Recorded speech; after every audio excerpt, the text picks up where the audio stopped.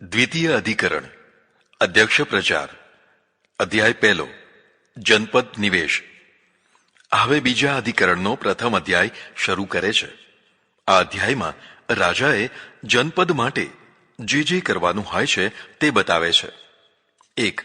પોતાના રાજ્યમાં ફાલતુ જમીન પડી હોય ત્યાં દેશના કે પરદેશના મહેનતુ માણસોને વસાવવા. જરૂર પડે તો વસ્તીની અદલાબદલી કરવી. પાડોશી રાજ્યમાં રહેનારી અનુરાગી વસ્તીને બોલાવી લેવી અને પોતાના રાજ્યમાં રહેનારી અવિશ્વસનીય વસ્તીને ત્યાં મોકલી દેવી. પ્રજાની વફાદારી રાષ્ટ્રનો પ્રાણ હોય છે.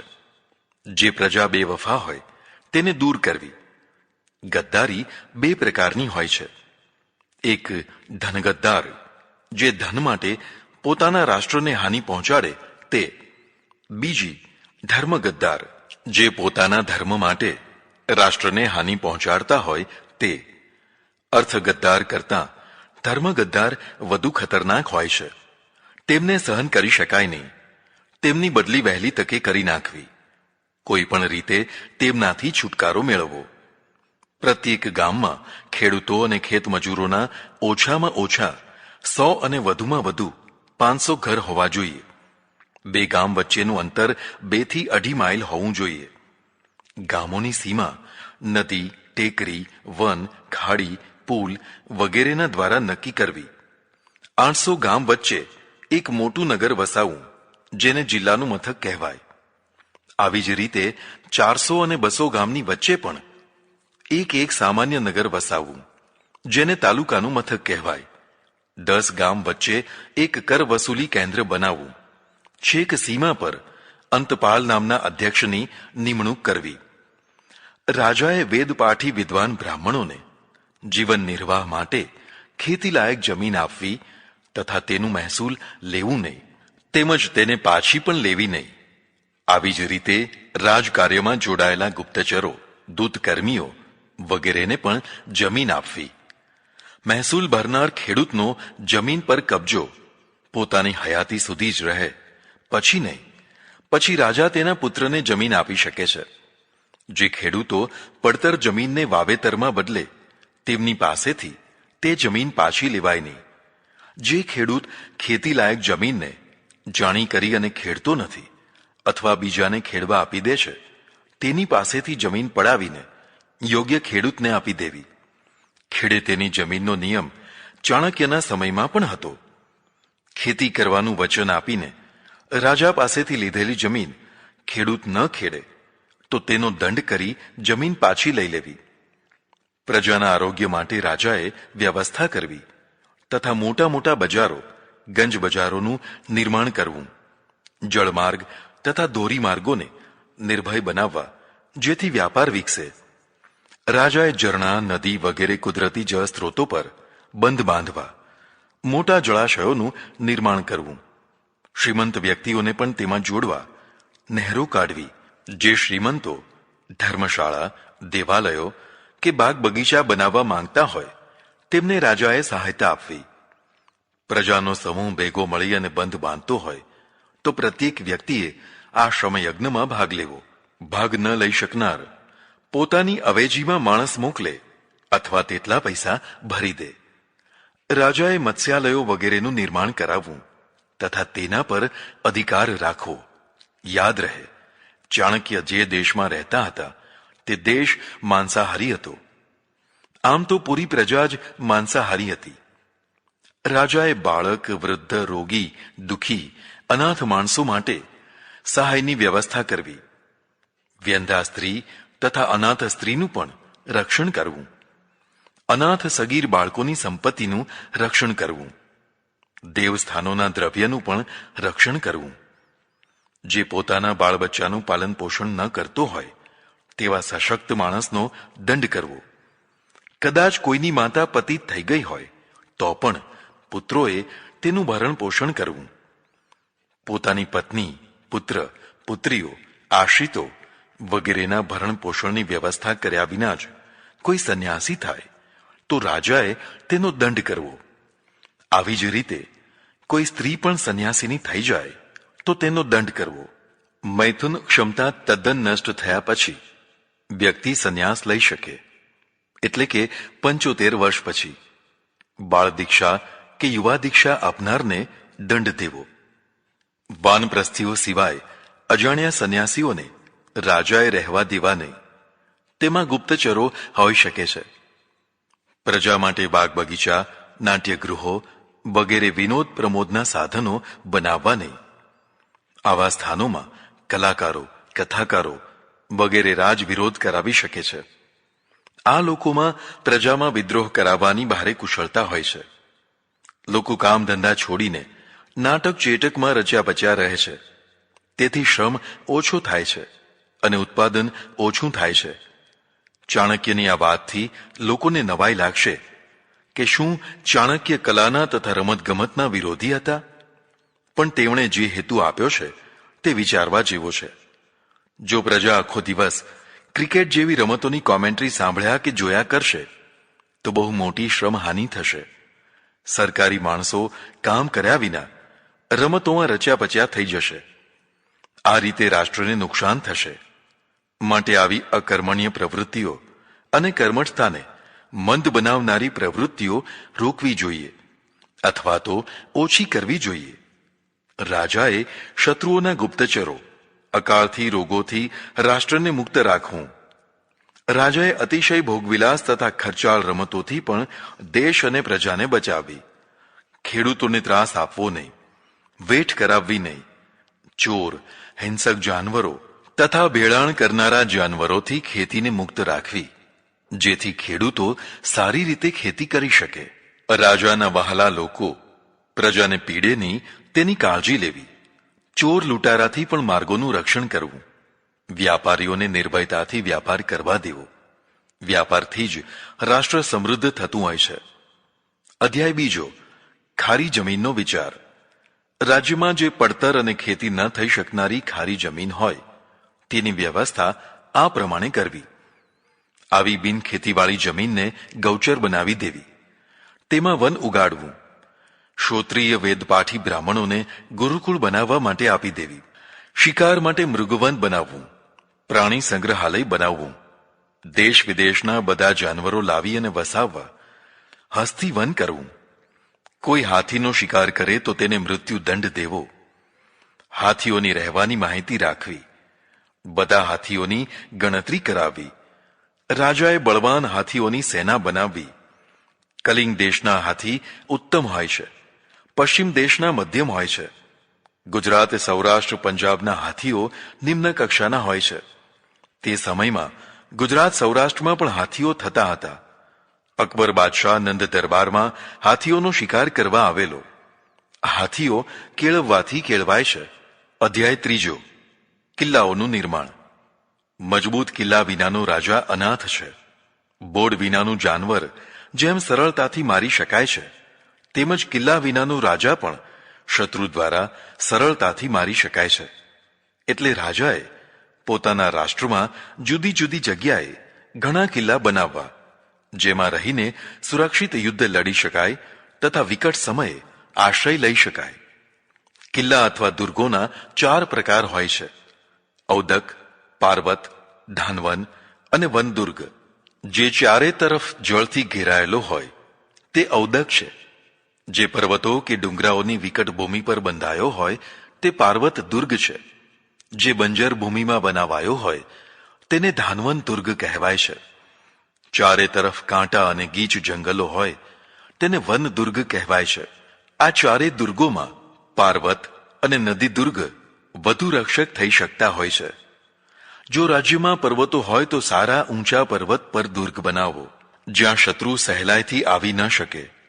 રાજાએ મોટા મોટા નગરો નદી કિનારે કે નદીના સંગમ પર બનાવવા. જળ સ્થળ બંને માર્ગોથી તેનો વાહન વ્યવહાર ચાલતો હોવો જોઈએ. નગરની રક્ષા માટે ફરતે 3 ખાઈઓ ખોદાવીને તેમાં જળ ભરી દેવું. પાણી આવવા તથા નીકળવાની વ્યવસ્થા રાખવી, જેથી પાણી સ્વચ્છ રહે. તેમાં મગરમચ્છો ઉછેરવા, જેથી કોઈ અતિક્રમણ ન કરે. ખાઈ ખોદતા જે માટી નીકળે તેનો ઊંચો ટેકરો બનાવવો. આ ટેકરા પર કિલ્લો અથવા બુર્જ બનાવવો. આ કિલ્લાનો પાયો તાડ વૃક્ષ જેટલો ઊંડો હોવો જોઈએ અને તેના છેક ઉપરનો ભાગ રથ ચાલી શકે તેટલો પહોળો હોવો જોઈએ. કિલ્લામાં કદાપી લાકડું વાપરવું નહીં, કારણ કે લાકડાને અગ્નિથી બાળી શકાય છે. ઉપર જવાની સીડીઓ અને વચ્ચે વચ્ચે ઝરૂખા મૂકવા જોઈએ. શત્રુઓ ઉપર બાણ ચલાવવાના યોગ્ય કાણા મૂકવા, પોતાને છુપાવીને બચવાની વ્યવસ્થા પણ હોવી જોઈએ. અત્યારે જેમ સુરંગો બિછાવવામાં આવે છે, તેમ ચાણક્ય પણ કહે છે કે શત્રુ દુર્ગની નજીક ન આવી શકે તે માટે રસ્તામાં ત્રિશૂલ, ખિલ્લા વગેરે પાથરી રાખવા. કિલ્લાનું પ્રવેશદ્વાર સીધું ન રાખવું, પણ ખાંચાવાળું રાખવું, જેથી હાથી વગેરે દોડીને દ્વારને તોડી ના શકે. દરવાજો બંધ કરવા માટે અંદરની બાજુમાં મજબૂત ઇન્દ્રકીલ રાખવી, જેનાથી દરવાજા બંધ રહે. 4 હાથીઓ એક સાથે ચાલી શકે તેટલો પહોળો દરવાજો રાખવો. દરવાજાની વચ્ચે એક માણસ આવજા કરી શકે તેવી બારી રાખવી. કિલ્લાની વચ્ચે વાવ બનાવવી, જેથી પાણીની સગવડ રહે. કિલ્લાની અંદર બધા અસ્ત્ર શસ્ત્રોનો ભરપૂર ભંડાર રાખવો, જેથી યુદ્ધ થતાં જ કામમાં આવે. અધ્યાય 4. દુર્ગ નિવેશ. દુર્ગ તો બની ગયો, પણ હવે તેમાં કોના કોના, ક્યાં ક્યાં, કેવા ભવન બનાવવા તેનો વિચાર કરાશે.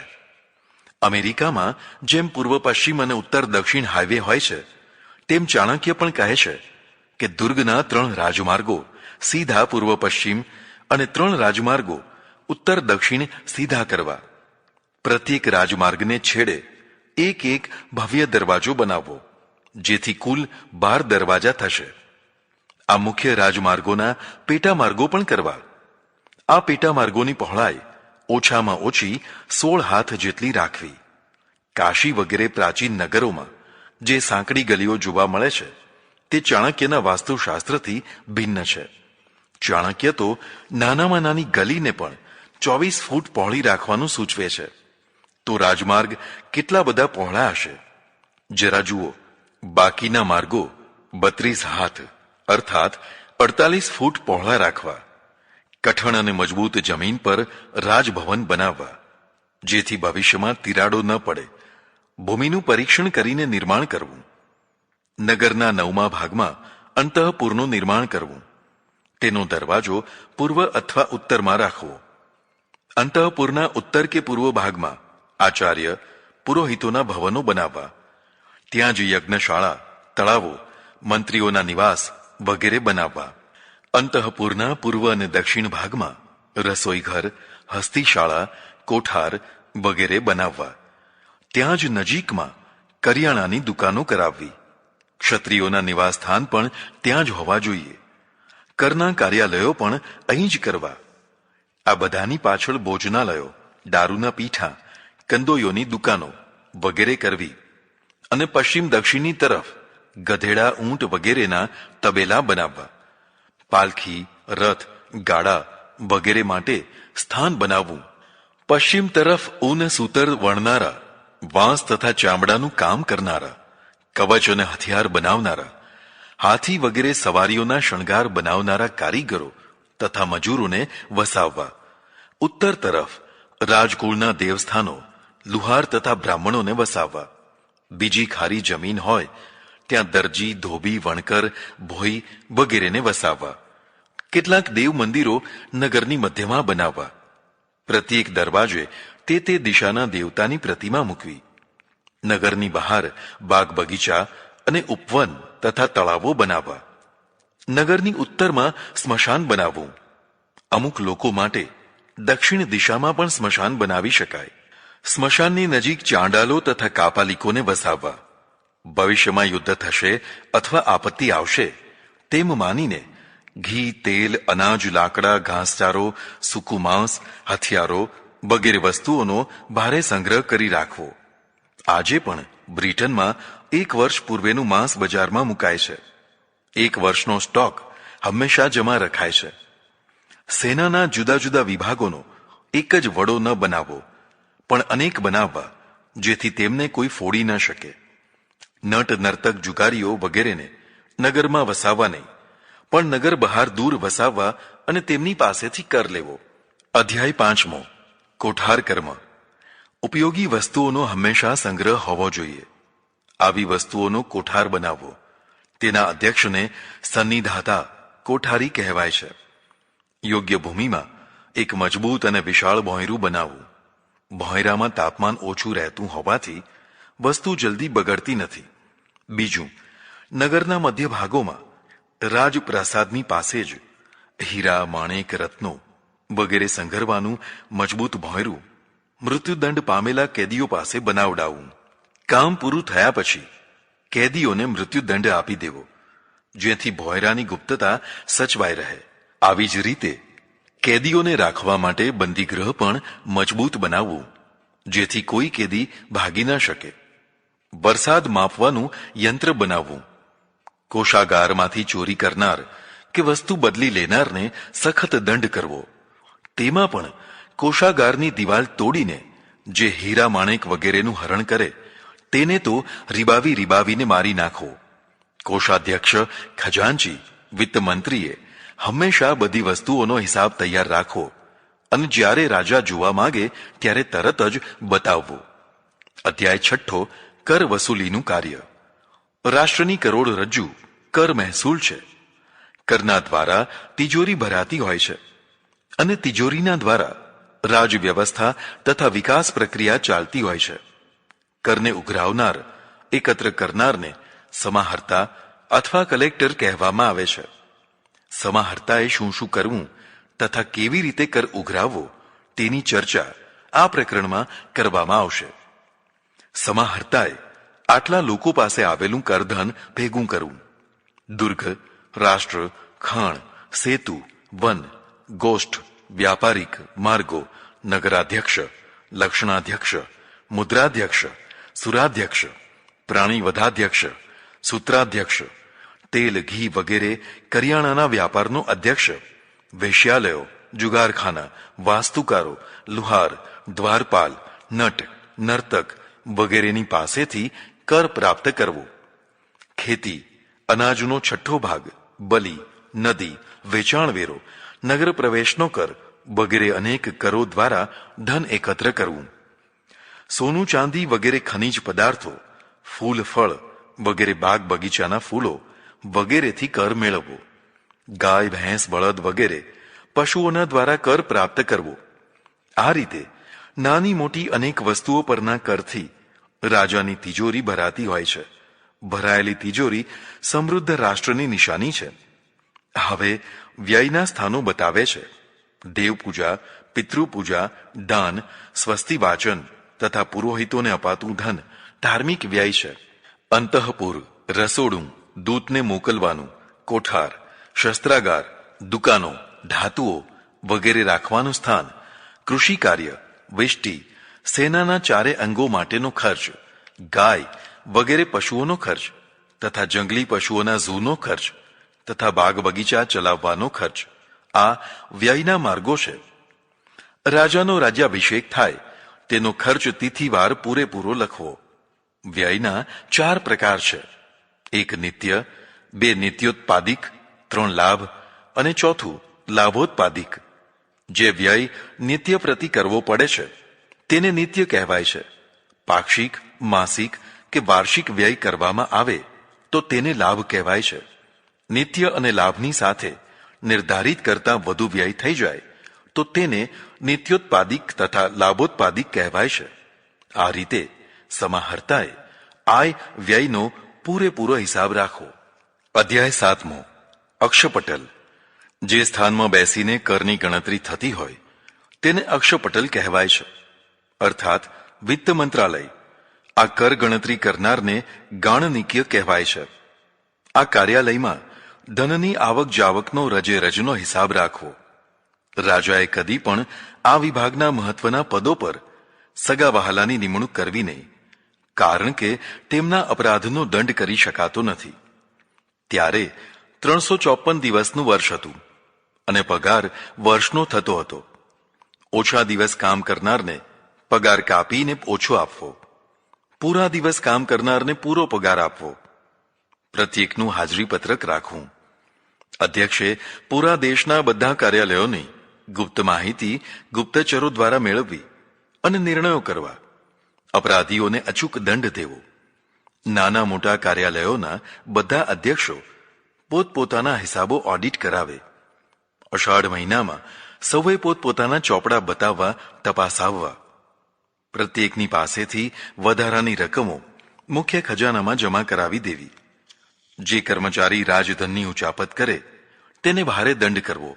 રાજકોષમાં આવક વધારી આપનાર સમાહર્તાની રાજાએ પ્રશંસા કરવી તથા તેની કદર કરવી. અધ્યાય 8મો. ઉચાપત કરેલું ધન પાછું મેળવવું. ધનનું પ્રબળ આકર્ષણ સૌને હોય છે. લોભ લાલચથી લોકો તથા સરકારી કર્મચારીઓ ધનની ઉચાપત કરવાનો મોકો શોધ્યા કરતા હોય છે. જો રાજતંત્ર ગફલતમાં હોય તો લુચ્ચા અધિકારીઓ ઘણું ધન ખેંચી લઈ જતા હોય છે. એટલે અધિકારીઓ લુચ્ચાઈ ન કરે, અને કદાચ કરે તો રાજાએ શું કરવું તે આ અધ્યાયમાં સમજાવવામાં આવશે. ચાણક્ય કહે છે, કોશપૂર્વાહ સર્વારંભાહ, અર્થાત બધા મહત્વના કાર્યો ખજાનાથી જ થતા હોય છે. માટે કોષને સાચવવો. હંમેશા કોષ છલકાતો રહેવો જોઈએ. તેનું તળિયું ન દેખાવું જોઈએ. રાજાએ ન્યાયોચિત માર્ગે કર લગાવવા અને ઉઘરાવવા તથા લાંચિયા અને લુચ્ચા અધિકારીઓથી પ્રજા તથા ખજાનાને બચાવવો. ખજાનો ખૂટી જવાના 8 કારણો હોય છે. 1. પ્રતિબંધ. 2. પ્રયોગ. 3. વ્યવહાર. 4. અવસ્તાર. 5. પરિહાયણ. 6. ઉપભોગ. 7. પરિવર્તન. અને 8. અપહાર. પ્રતિબંધ. ચઢેલો કર વસૂલ ન કરવો તે પ્રતિબંધ છે. આવું કરનાર અધિકારીને સખત દંડ દેવો. પ્રયોગ. કોષના ધન દ્વારા અધ્યક્ષ પોતાના કામો કરે અને પોતાનું ધન વધારે તેને પ્રયોગ કહેવાય છે. વ્યવહાર. સરકારી ધનથી પોતાનો વ્યાપાર કરવો તે વ્યવહાર કહેવાય. અવસ્તાર. પ્રજાના ચઢેલા કરને મુદત પૂરી થયા પછી પણ મુદત વધારતો રહે, લાંચ લઈને આ રીતે મુદત આગળ ને આગળ ઠેલતો રહે તેને અવસ્તાર કહે છે. પરિહાયણ. ગેરવહીવટના કારણે આવક ઘટે અને ખોટ વધે તો તેને પરિહાયણ કહેવાય છે. ઉપભોગ. ખજાનાના રત્નો વગેરે દ્રવ્યનો પોતે તથા પોતાના મિત્રોને ઉપભોગ કરાવે તેને ઉપભોગ કહેવાય છે. પરિવર્તન. ખજાનામાં રાખેલા કિંમતી રત્નો વગેરેને બદલીને હલકા મૂકી દેવા તેને પરિવર્તન કહેવાય છે. અપહાર. હિસાબમાં ગડબડ કરે, ગોલમાલ કરે, સિલક હોવા છતાં ઇનકાર કરે તેને અપહાર કહેવાય છે. આ રીતે 8 પ્રકારે રાજાનો ખજાનો ખોટ કરતો થઈ જતો હોય છે. આવું કરનાર અધિકારીને સામાન્ય દંડથી માંડીને મૃત્યુદંડ સુધીનો દંડ કરવો. ધનની ઉચાપત કરવાના 40 ઉપાયો છે તે રાજાએ જાણી લેવા જરૂરી છે. ખરીફ પાકની ઉપજ રવિ પાકમાં લખવી. લેવાનો કર લાંચ લઈને જતો કરવો. જેમને કર માફી હોય તેવી ધાર્મિક જગ્યાઓ, વિદ્વાન બ્રાહ્મણો વગેરે પાસેથી ધમકાવીને કર વસૂલ કરવો. કર વસૂલ કરીને તે રકમ ચોપડે જમા ન કરવી. કરની પાવતી આપવી નહીં. ગલ્લા તલ્લા કરી સમય વિતાવવો. કર ન ભર્યો હોય તો પણ લાંચ લઈને કર ભરી દીધાનું લખવું. પૂરી રકમ લીધી હોવા છતાં ઓછી રકમ જમા કરવી. કરની રકમમાં ઘઉં ભળ્યા હોય તો બાજરી લખી અને ઊંધા ચત્તું કરવું. એકની રકમ બીજાના ખાતે જમા કરવી.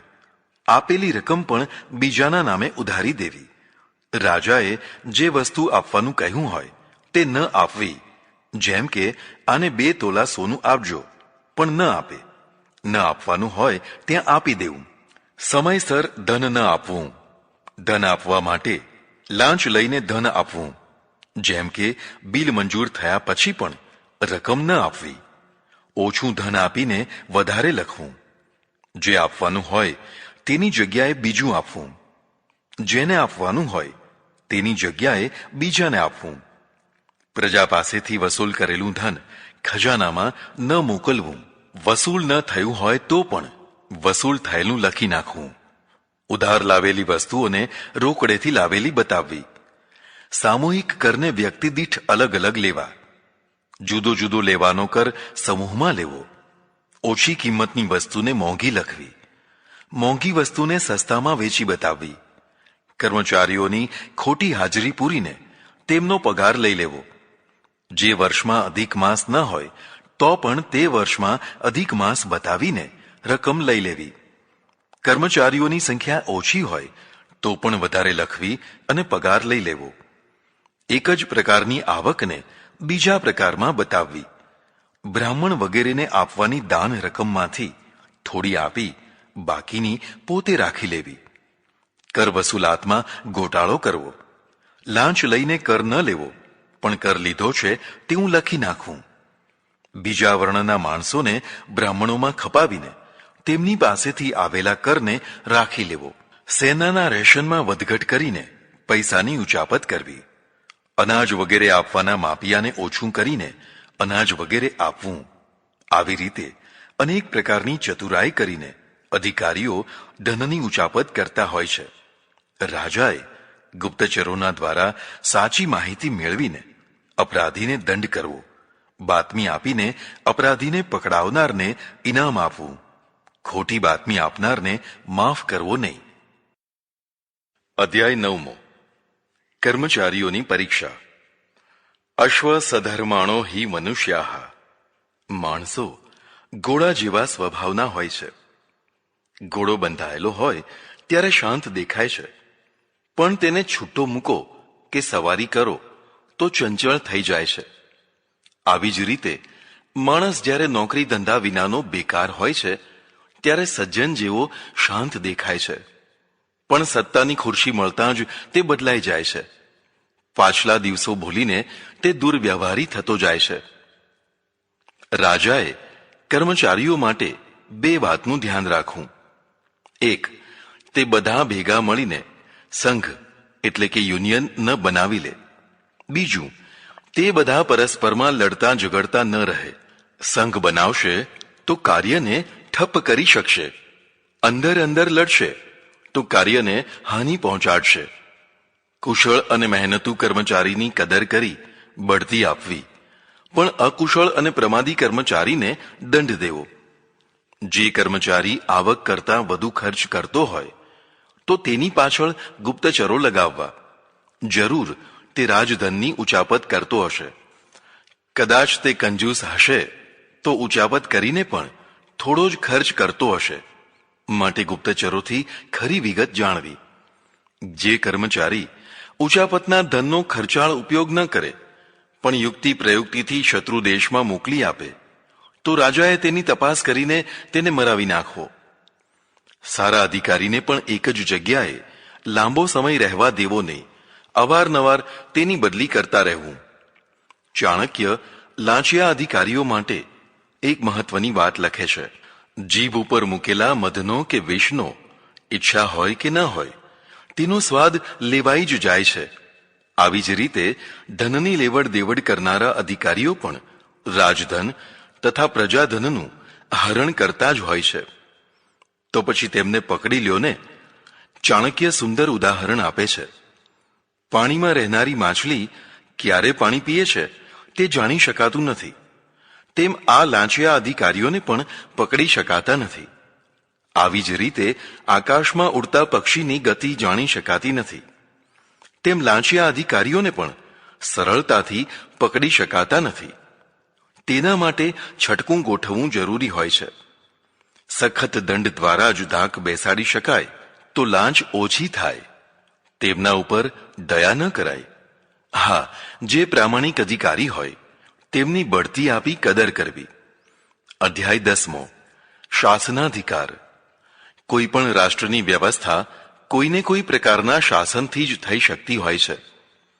શાસન વિના અરાજકતા ફેલાઈ જતી હોય છે. શાસનનો અર્થ છે કે આદેશ કરવો અને તેનું પાલન કરાવવું. શાસનનો આદેશ આપવો તે બહુ જ મહત્વની વસ્તુ છે. રાજા આદેશ આપે છે. ચાણક્ય કહે છે કે શાસન પ્રધાના હિ રાજાનઃ. રાજાઓ હુકમ કરનારા હોય છે. હુકમનું પાલન પરાક્રમથી થતું હોય છે. પરાક્રમ વિનાનો રાજા હુકમ તો કરી શકે છે પણ તેનું પાલન નથી કરાવી શકતો. આદેશ લિખિત હોવો જોઈએ, જેથી રાજા પાસે સારો લેખક હોવો જોઈએ. સારા અક્ષરો જેવા થોડામાં જ બધું સમજી જઈને પૂરેપૂરું લખનારો ગુણવાન હોવો જોઈએ. લેખક જે લેખ લખે તેમાં 6 ગુણો હોવા જોઈએ. 1. અર્થક્રમ. લેખમાં ક્રિયાપદોનો પૂરેપૂરો ઉપયોગ કરીને જે કહેવા માંગો છો તેનો સાચો અર્થ પ્રગટ થવો જોઈએ. ગોળ ગોળ અથવા અનેક અર્થવાળું લખાણ ન લખાય. 2. સંબંધ. જે હેતુ માટે પત્ર લખાયો હોય તે હેતુને છેક સુધી પૂરેપૂરો ન્યાય મળવો જોઈએ, વિષયાંતર ન થાય. 3. પરિપૂર્ણતા. લેખમાં વગર જોઈતું લાંબુ કે ટૂંકું લખાણ ન હોવું જોઈએ. જ્યાં જેટલી જરૂર હોય ત્યાં તેટલું જ લખવાનું. જરૂર પડે તો દ્રષ્ટાંતો તથા ઉપમાઓ આપીને વાતને સ્પષ્ટ કરવી જોઈએ. 4. માધુર્ય. લેખ મધુર ભાષામાં લખાયો હોવો જોઈએ. કટુ કે તિરસ્કાર ભરી ભાષા ન લખાય. શત્રુને પણ મીઠી ભાષામાં પોતાની વાત જણાવવી જરૂરી છે. 5. ઔદાર્ય. લેખમાં અશ્લીલ, અસભ્ય કે તોછડાઈ ભરી ભાષા ન હોવી જોઈએ. આવી શિષ્ટ ભાષાને ઔદાર્ય કહેવાય છે. ગાલી ગલોચ, તોછડાઈ ભરી, ટૂંકારાવાળી, અસભ્ય ભાષા લખનાર હલકા માણસો હોય છે. રાજાએ કદી તેવા ન થવું. 6. સ્પષ્ટતા. ભાષા સરળ, શબ્દો પ્રચલિત, વાક્યો ટૂંકા અને સહજ બોધ થાય તેવો લેખ હોવો જોઈએ.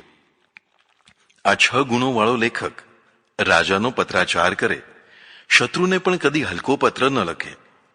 પત્રમાં અલ્પવિરામ, પૂર્ણવિરામ વગેરેનો પ્રયોગ કરવો. પત્ર પૂરો થાય ત્યારે ઇતિ લખવું. જે લેખ લખવામાં આવે તેમાં 5 દોષો ન હોવા જોઈએ. તે 5 દોષો આ પ્રકારે છે. 1. અક્રાંતિ, એટલે કે મેલા કાગળ ઉપર ખરાબ અક્ષરો લખવા અથવા ઝાંખી શાહીથી લખવું, જેથી વાંચનારને કષ્ટ પડે, તેને અક્રાંતિ દોષ કહેવાય છે. 2. વ્યાઘાત. પૂર્વપત્રના વિષયનો મેળ ન બેસાડવો, તેને વ્યાઘાત દોષ કહેવાય છે. ઉત્તર આપતી વખતે આવેલા પત્રને સામે રાખીને ક્રમવાર ઉત્તર આપવા જોઈએ. 3. પુનરુક્ત. કહેવાઈ ગયેલી વાતને ફરીથી લખવી અને તે પણ લાંબુ લખવું, તે પુનરુક્ત દોષ કહેવાય છે. 4. અપશબ્દ. વ્યાકરણથી અશુદ્ધ ભાષા લખવી તેને અપશબ્દ કહેવાય છે, જેમાં જાતિ, વચન, વિભક્તિ, કાળ અને કારકનો ખોટો પ્રયોગ કરાતો હોય છે. જેમ કે કોઈ સ્ત્રી એમ કહે કે હું ગયો હતો વગેરે. 5. સંપલવ. જ્યાં વિરામ કરવાનો હોય ત્યાં વિરામ ન કરાય અને જ્યાં વિરામ ન કરવો હોય ત્યાં વિરામ કરાય, તેને સંપલવ દોષ કહેવાય છે. આ 5 દોષોથી રહિત લખાણ લખવું જોઈએ તથા વાણી બોલવી જોઈએ. અધ્યાય 11મો. રત્નોની પરીક્ષા. 1. કોષાધ્યક્ષે જુદા જુદા રત્નો વગેરે અધિકારીઓની હાજરીમાં સ્વીકારવા. 2. મોતી 10 પ્રકારના હોય છે. જુદા જુદા સમુદ્રો તથા પ્રદેશોમાં થવાથી 10 ભેદ કરાય છે, જે ઉત્તમ કહેવાય છે. બીજા 13 પ્રકારના પણ થાય છે, જે હીન ગણાય છે. આ મોતીઓમાંથી સુવર્ણકારો જુદા જુદા આભૂષણો બનાવે છે. આવા જ મણીઓ પણ અનેક પ્રકારના હોય છે. આવી જ રીતે હીરા પણ અનેક પ્રકારના હોય છે. આવી જ રીતે ચંદનના પણ 16 પ્રકાર છે. અગર પણ ખજાનામાં રાખવા જેવી વસ્તુ ગણાતી, તેના 3 પ્રકાર હોય છે. સુગંધી દ્રવ્ય હોવાથી અગરબત્તી વગેરે બને છે. ચામડું 15 પ્રકારનું હોય છે. ઊનનું કાપડ, કીડાઓથી થતું રેશમી કાપડ, રૂ વગેરેથી થતા સુતરાઉ કાપડ, આ બધી અનેક મૂલ્યવાન વસ્તુઓ કોષાધ્યક્ષે ખજાનામાં સંગ્રહ કરવી તથા કીડા વગેરે ન લાગે તે માટે ઉપાયો કરવા. આ અધ્યાયમાં જુદી જુદી વસ્તુઓના એટલા બધા ભેદ પ્રભેદ છે કે અહીં વિસ્તારથી લખ્યું નથી. જિજ્ઞાસા હોય તેણે મૂળનો આ અધ્યાય જોઈ લેવો. અધ્યાય 12મો. 30. ખાણ. પ્રત્યેક રાષ્ટ્ર પાસે થોડી ઘણી ખનિજ સંપત્તિ હોય છે. એવું મનાય છે કે જે ભૂમિ ઉપરથી ફળદ્રુપ નથી હોતી તે ભૂમિ અંદરથી ફળદ્રુપ હોય છે. અંદરની ફળદ્રુપતા એટલે ખનિજ પદાર્થોથી ભરપૂર. એક બીજો પણ નિયમ લોકો બતાવે છે કે ઉપરથી લીલીછમ ભૂમિમાં પાણી ઘણું હોય છે, પણ પાણીદાર માણસો ઓછા હોય છે. જ્યારે ઉપરથી સૂકી ભઠ ભૂમિમાં પાણી ઓછું હોય છે, પણ પાણીદાર માણસો ઘણા હોય છે. જ્યાં પાણીદાર માણસો હોય છે ત્યાં જ ઇતિહાસ હોય છે, કારણ કે નમાલાનો ઇતિહાસ હોતો નથી. એક બીજી બાબત પણ ધ્યાન ખેંચે તેવી હોય છે. જ્યાં મબલખ ખનીજ નીકળતું હોય, ભલે ને પછી સોનું જ કેમ ન નીકળતું હોય, ત્યાંની મૂળ વસ્તી ગરીબ અને પછાત હોય છે. બહારની વસ્તી ખનીજનો લાભ ઉઠાવતી હોય છે. ચાણક્યનું કથન છે કે રાજાએ પોતાના રાજ્યમાં જ્યાં જ્યાં જે ખનીજ નીકળતું હોય તેની વ્યવસ્થા કરવી. જમીનમાં દટાયેલા ખનીજને ઓળખવાના થોડા ચિહ્નો છે. જ્યાંની માટીમાં પાણીમાં ધાતુનું મિશ્રણ દેખાય તો સમજવું કે નીચે ખાણ છે. જ્યાંની માટી વધુ પડતી વજનદાર હોય તો સમજવું કે નીચે ખાણ છે. જ્યાં ઉગ્રવાસ આવતી હોય કે કોઈ ખાસ પ્રકારના તીવ્ર રસવાળી હોય અથવા ચળકાટ હોય તો સમજવું કે અહીં ખાણ છે. એ સમયમાં જ્યારે આજની માફક સંશોધન કરનારા યંત્રો ન હતા તો પણ ચાણક્ય લક્ષણોના દ્વારા ખાણ શોધવાનું બતાવે છે. સોનાની ખાણ ક્યાં હોય, શિલાજીત ક્યાં હોય વગેરે બતાવ્યું છે. ચાણક્યે સોનું તો નહીં, પણ જેના યોગથી સોનું બનાવી શકાય તેવી ધાતુઓ પણ બતાવી છે. અનેક ખનિજ ધાતુઓને શુદ્ધ કરી તેનો મેલ દૂર કરવો, ધાતુઓને મૃદુ બનાવવાની રીત પણ બતાવી છે. આ બધી અનેક પ્રકારની ધાતુઓને શુદ્ધ કરીને વેચવા લાયક બનાવી તેમાંથી ઉત્પન્ન થયેલા દ્રવ્યને ફરી પાછા ખનિજની શોધમાં લગાવવું, જેથી રાષ્ટ્ર સમૃદ્ધ બને. રાજાની આજ્ઞા વિના જે કોઈ માણસ આ ધાતુઓને કાઢે, વેચે કે ખરીદે તો તેને દંડ કરવો. ધાતુઓના ખરીદ વેચાણ ઉપર રાજાનું નિયંત્રણ હોવું જોઈએ. તેનું બજાર નક્કી હોવું જોઈએ. કદાચ ખાણ ઉપર દેવું વધી ગયું હોય, અર્થાત ખનીજ કાઢવામાં ઘણો ખર્ચ થઈ ગયો હોય, તો લોકોનું દેવું ચૂકતે કર્યા પછી જ રાજાએ ખાણની આવક લેવી, ખનીજમાંથી તલવારો વગેરે બનાવવી. રાજાએ તાંબુ, ચાંદી વગેરે ધાતુઓમાંથી સિક્કા બનાવવા. તે સમયે ચાલતા સિક્કાનું વર્ણન ચાણક્ય કરે છે. ચાંદીમાં થોડીક બીજી ધાતુઓ, તાંબુ વગેરે ભેળવીને સિક્કો બનાવવો.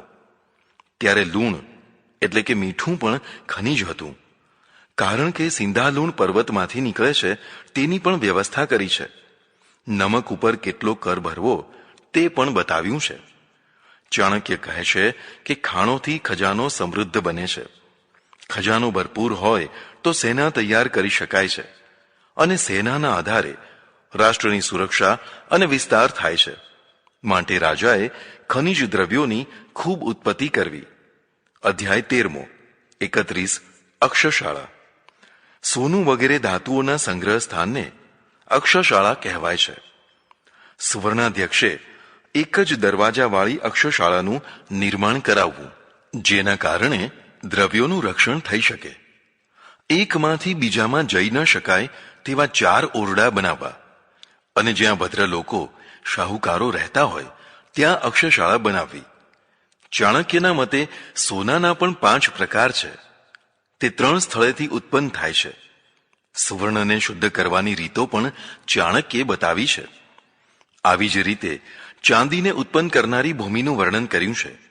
સોનાને તપાસવાનો પથ્થર તાપી નદીમાંથી મળે છે તેમ બતાવ્યું છે. અક્ષશાળામાં કર્મચારીઓ સિવાય બીજો કોઈ માણસ અંદર ન જઈ શકે.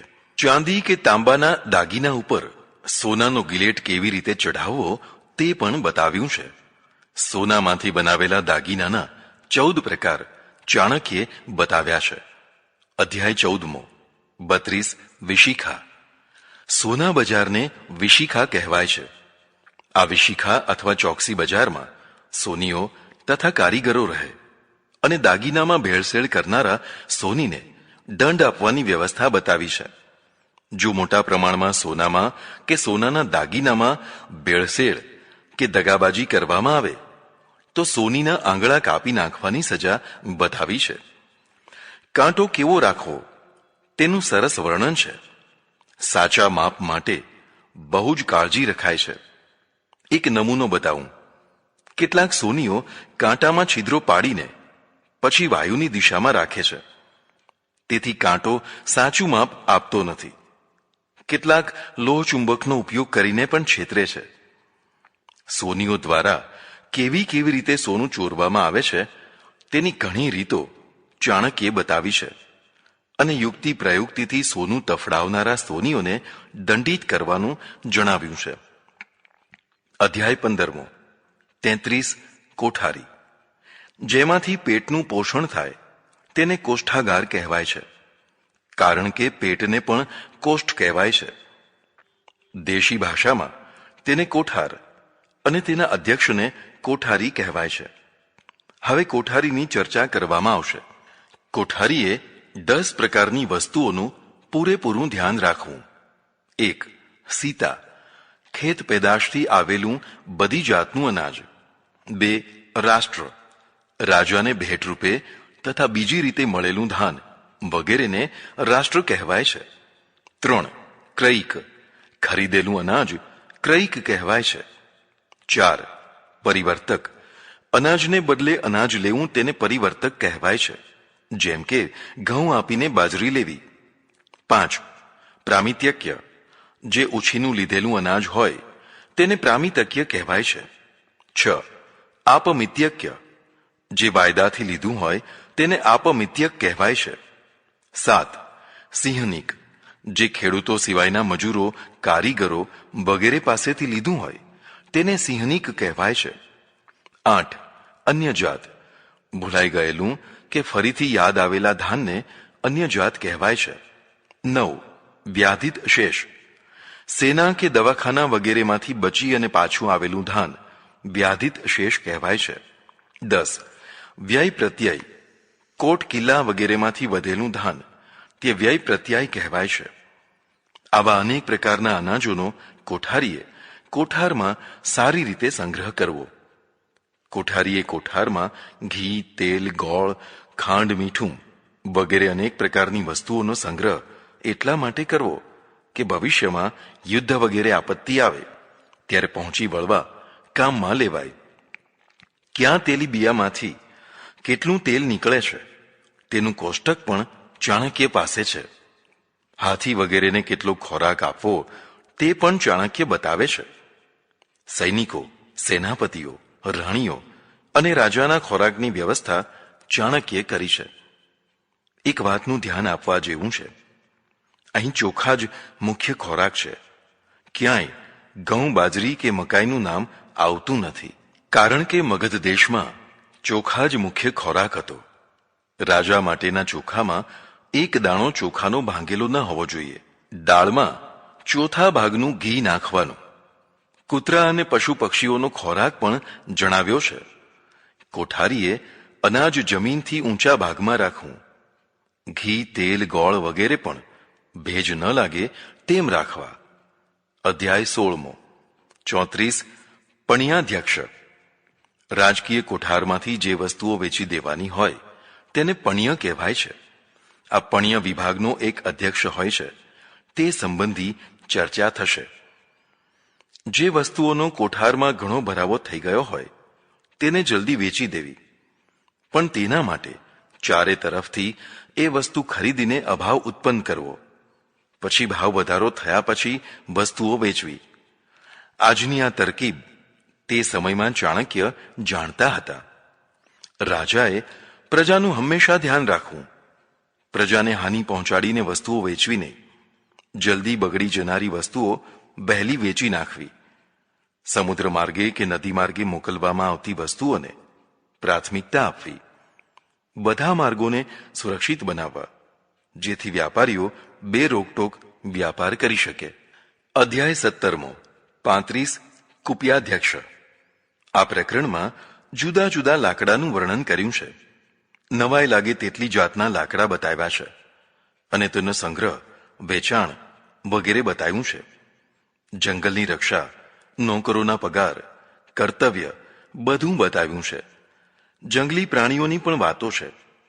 તેમના જુદા જુદા ઉપયોગી અંગોનો સંગ્રહ કરવો, ઘાસનો સંગ્રહ કરવો, આવી બધી અનેક વસ્તુઓનો સંગ્રહ કરવો. મારી પાસે આ વસ્તુ નથી તેવું કહેવાય નહીં. બધું જ સંગ્રહ કરવું.